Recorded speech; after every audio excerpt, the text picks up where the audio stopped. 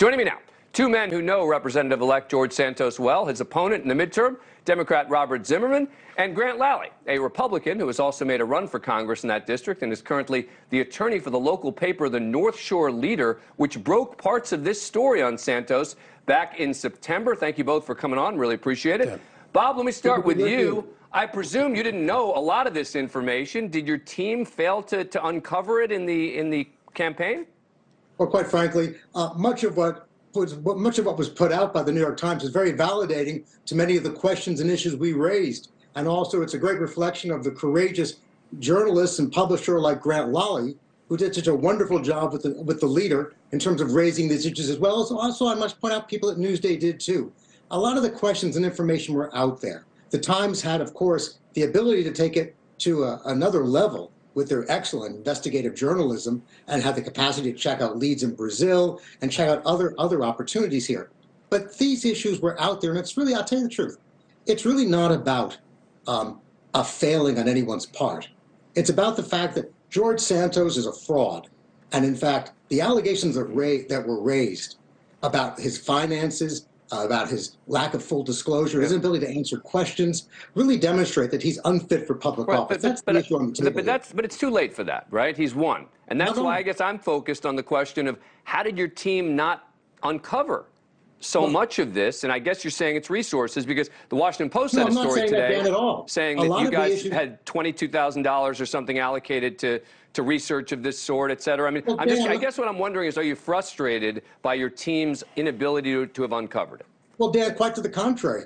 I'm very proud of the fact that many of the issues that were brought up by the Times and were raised by other media sources came about because of the opposition research done by the Democratic Congressional Campaign Committee, came about because of many of the issues that we had also followed up on. And we had very brave publishers like Grant Lally who raised them as well. Well, let me ask Grant Lally. Let me finish the point, Dan. Let me ask Grant, because you mentioned Grant.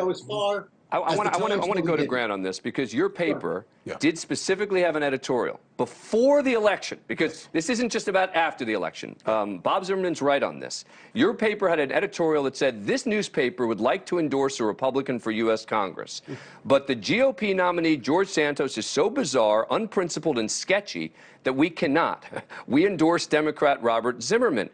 What is it that you had uncovered before this New York Times article that led you to think that he was sketchy? Well, much of what the New York Times did, and it was actually great reporting, deep digging and reporting, we didn't know about. But what we did know about was his fakery. What we called, he's a fabulist. He makes up stories and just looks people in the eye and lies to them. And he did that to local elected officials, local Republican activists. People smelled this and they caught him in his lies.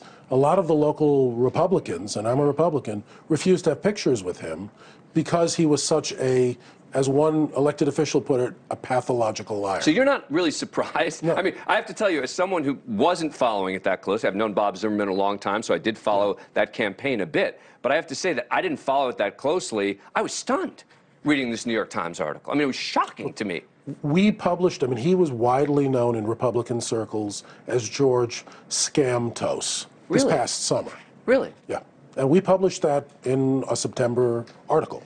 And so, Bob, was your team, again, not able to get mainstream national media attention, et cetera, of these sorts of allegations? You know, one of the great frustrations, Dan, is that we heard, first of all, we heard a lot of the rumors. We had done some background looking ourselves. The DCCC did extensive work. And by the way, the Times reporting is absolutely heroic in terms of the depth and the insight and the investigative work they did.